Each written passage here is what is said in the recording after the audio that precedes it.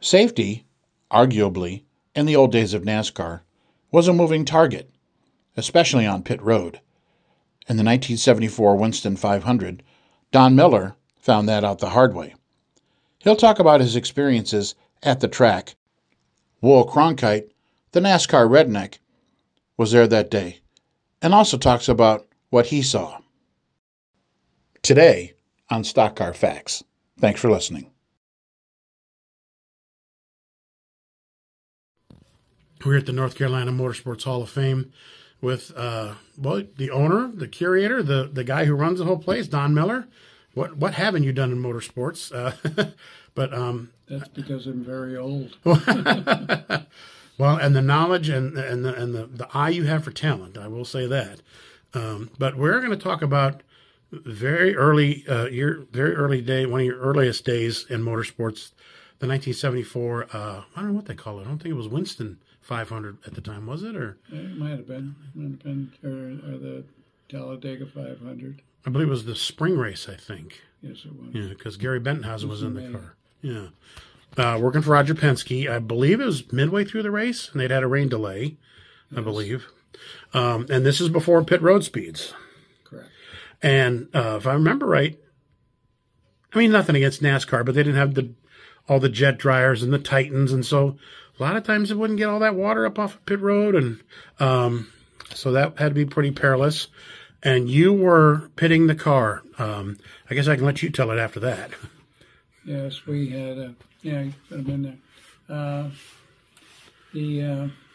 Sorry, a little interruption. That's okay. But that's life. Right. Anyway, we actually were leading the race, and with the Matador, and it started raining. We came back in, and everybody on pit road just waiting for it to dry up. Well, they went out and they somewhat dried up the racetrack. They really didn't do anything on pit road. A couple of brooms from the guys in the pits, and that's the way things were back then. Right, it wasn't laziness; it's just what they had. Yeah, they didn't have all that equipment. So anyway, they decided they're going to restart the race, and the track was semi dry, and all the drivers said they were ready to go, and Gary was driving our car, and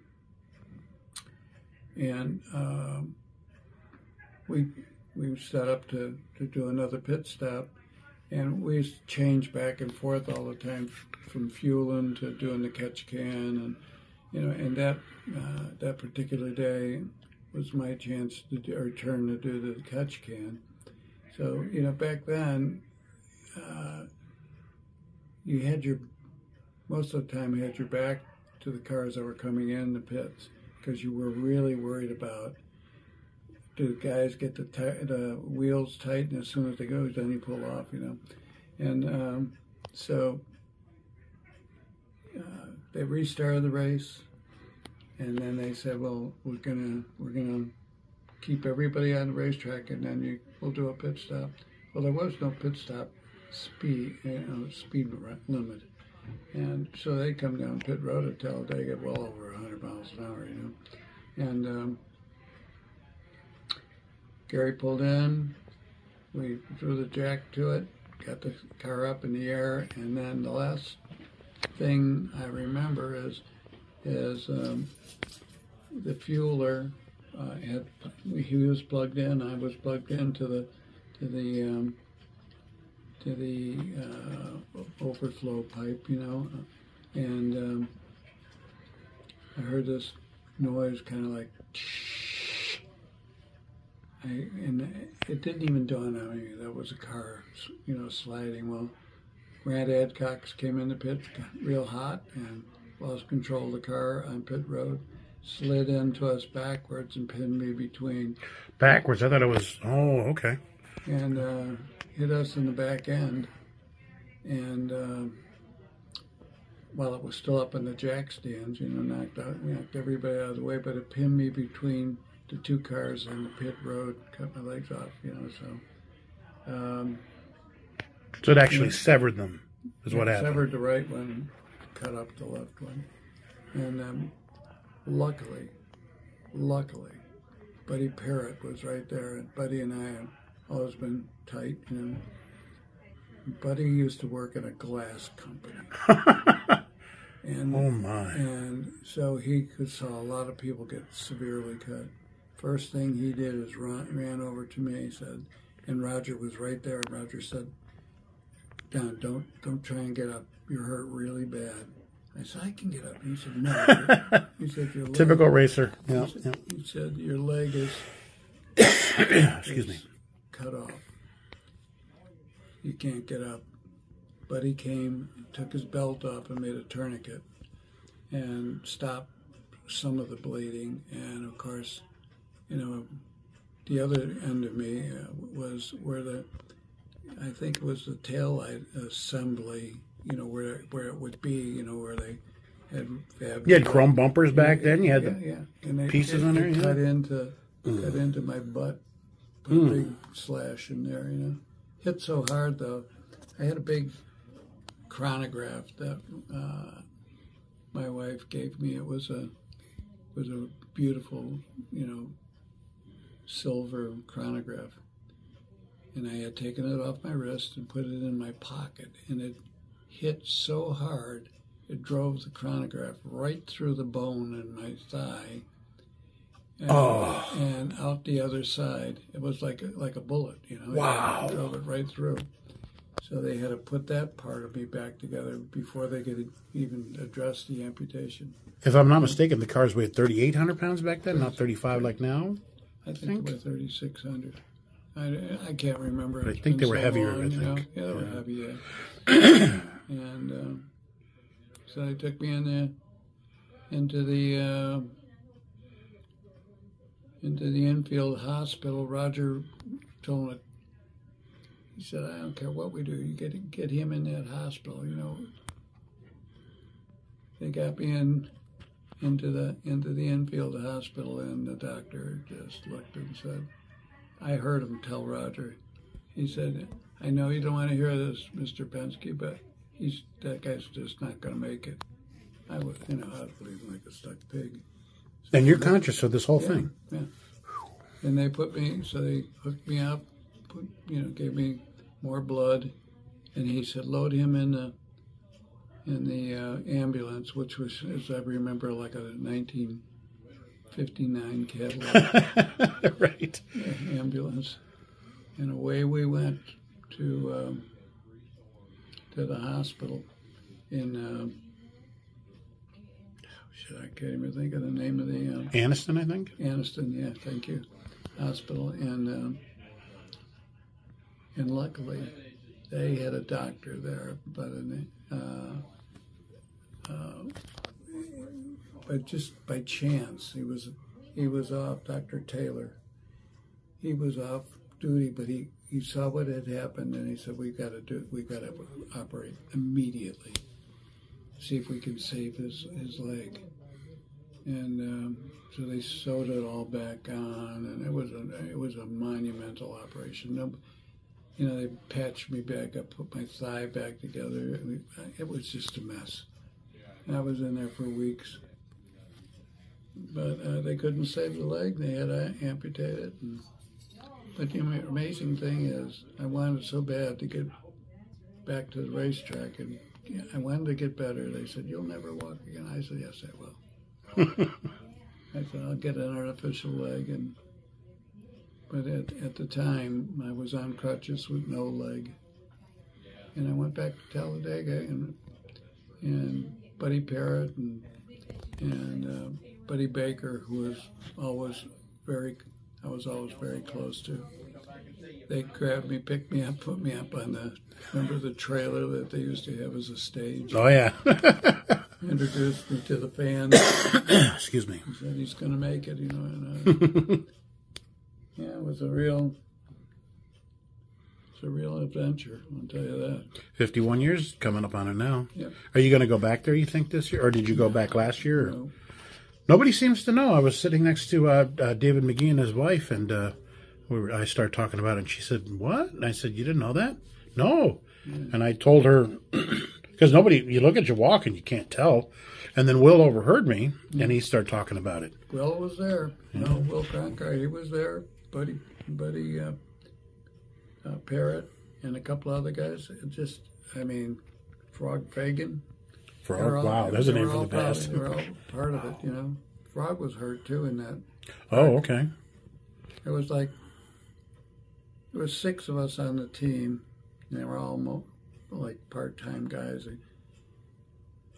But, you know, Frog and I were the ones that were hurt the most. But 3 or 4 of the others were, you know, cut up, scratched up, knocked around. But we were lucky. 1974 wasn't really a year for Penske the first part of the year because then Gary got hurt real bad in the sprint car, but not in the Matador. And from what I understand, Roger told him, don't drive those. Yeah, that's what he said. He said, you'll lose your ride here. And he did. You know, it was funny because, you know, Gary was from the same area in Illinois that I was, just outside of Chicago. My wife and Gary's wife worked in the same beauty shop. Oh, wow. Small world. I'd see Gary at the IndyCar races in Michigan, and he never could straighten out. I mean, he'd be lighting a cigarette, and he'd have to do this. I know. Just crazy. He was a heck of a guy, though. He was a really good shoe. So what brought you back to the races? I mean, that's quite a... I mean, I've known people not to come back that less happened to them. Let me put it this way, you know. I've always been in racing for, you know, when I started off, you know, 14, 15 years old, you know. And I always had drag cars, and I drove a little bit on the dirt in Mexico. I drove a sports car in El Paso, Texas for a guy by the name of John Bull. I did a lot of different things. Bonneville? Bonneville. Set the world record at Bonneville for a flathead powered roadster. Yeah, I've done a lot of things, but I always loved automobile racing. I love automobiles. And I love old antique airplanes. I love those. I love the engines and the propeller mechanisms and things like that. So I like to mess with them. And I still build cars. Mm-hmm. To this day, you know, I still build hot rods, and I'm working on one right now. Wow, you are wow. What do you think? What can you attribute you and Roger's close working relationship? Because since then you stayed with Roger for 47 years. Yeah. And matter of fact, I won't tell people where his building is on Woodward there, or on Telegraph there, but up in Bloomfield Hills. But I'll tell you when we're off camera. But I've been there many times, obviously. But you know, he and I met while he was still in Trans Am, and you know, I was working with the Sears automotive divisions and ran a supplier for them. Prior to that, I had been a representative for a lot of racing speed equipment manufacturers, you know. And when I met Roger, he said, "What are you doing that for? Come work with me." I said, "Roger, I just moved to St. Louis a couple of years ago. I'm not going to move my kids around anymore for a while." And so after a couple of months, we kept talking. And one day he called me up 11 o'clock at night, I'll never forget it, and said, "What if I told you you didn't have to move to Reading, you could stay in St. Louis and you'd travel for me?" I said, "Okay, I'd do that." He said, "When do you want to start?" I said, "I can start in 2 weeks." He said, "Well, I'll put you on the payroll tomorrow." Wow. That was 47 years we stayed. We were in business together. We were partners on a couple of companies. I worked for him. I worked with him. He's a great guy. There's only one. There'll only ever That's be a fact. one. He buys what? Indianapolis Motor Speedway, what, 82, 83, something like that? That's let me tell you something. He always wanted to. That's always been his number one thing is Indy, and I want to see him win Indy 20 times. I don't know if we'll live that long, but I just talked to him the other day, and he said, "How are you doing?" You know, because I had all those operations. Spent 9 weeks in the hospital from that wreck, and he said, and he had a couple of physical setbacks as well, you know, and he said, "How are you doing?" I said, "How are you doing?" He said, "Don't worry, we're both going to be around a while." Well, you both are tanks, I think.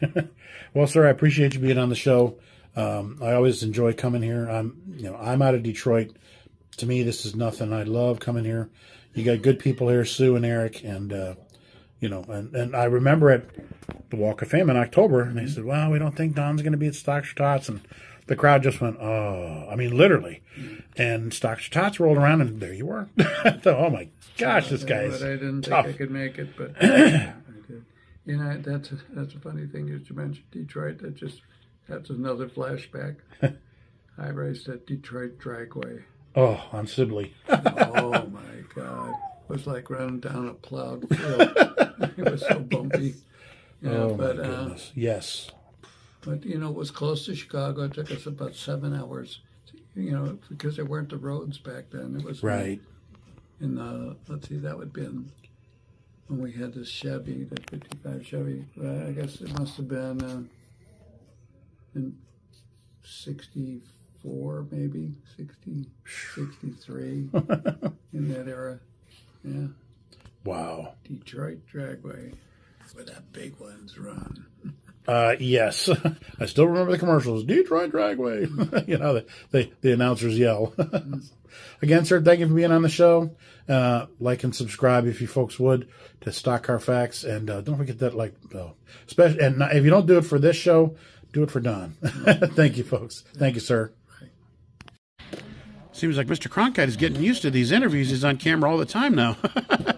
But I appreciate you being here as a witness to what happened at the 1974 Talladega race with what happened to Don Miller. Maybe you can just tell what you saw that day. Well, my memory was such that it was rather extended rain delay for rain. And when the caution came back out, a number of us pitted. And Don's car, the car that Don was gassing, was right in front of the car that we had. But we developed a problem, and we had just backed up and pushed our car around in front of I think it was a Matador. And just as we had gotten in front of him, we heard the squealing, and Grant Adcox had come off the track a little hot, got into the water on pit road, got back into the days grass. Before yes, pit road speeds. Yes, sir, and then came back across pit road and hit the car, pinning Don against a steel guardrail, and it knocked the front tire changer from his car over onto the back of our car. We were just pushing in front of him, so his front tire changer actually landed on my left shoulder on the back left corner of the car. And when we got done pushing the car, we stopped to look around, and of course we could see that the other fellows were injured, but didn't realize the extent. Movable, sure. Yeah, they didn't seem anything that was terribly bad at the time, but it was clear from the beginning that Don was in a bad way and needed some help. And I think Buddy Parrott was a gentleman that came in. I heard he tourniqueted that Don's was my leg. understanding too, but I remember Don was alert and I'm sure not feeling well, but but we watched that and was there till the ambulance came in. That guy's got more than 9 lives, I think. Yes, sir. That is was tough. back when racing was noticeably more perilous than it is now. Yes, the cars were heavier. I would say a little more out of control, maybe. Yes, there's no doubt about that. They were a little harder to handle. They didn't have power steering and all those accoutrements that the cars have today.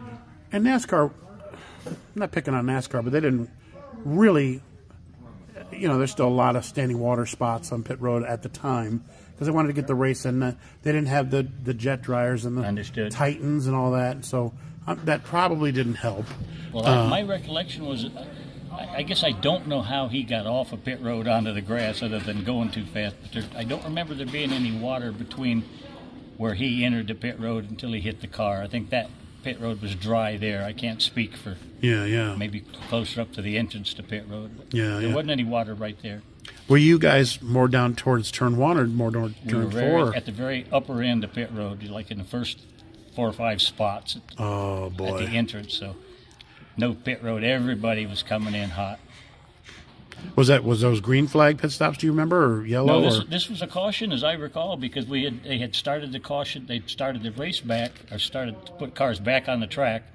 But my memory was the race had not started again. They were still putting out, a caution. This was still under caution, and my memory was a caution. But there were no speed limits, so it didn't make any difference. He was going as fast as he could to make up speed, probably. How did we not lose more guys on pit road? Well, my memory was in the 26 years I was involved, I think we lost 19 drivers and pit crew members. It was a pretty perilous time. Wow. Well, sir, I appreciate it and being on the show, and we'll hopefully see you at another book signing. I'd like that. I appreciate you spending time with me today. Thank you. Folks, order Will Cronkite's books. Go ahead and get a free plug-in on yourself. One of them's called I Was a NASCAR Redneck. The other one was I Was a NASCAR Crew Chief. And they're available at the website, www.nascarredneck.com. Perfect. Thank you so much. Thank you.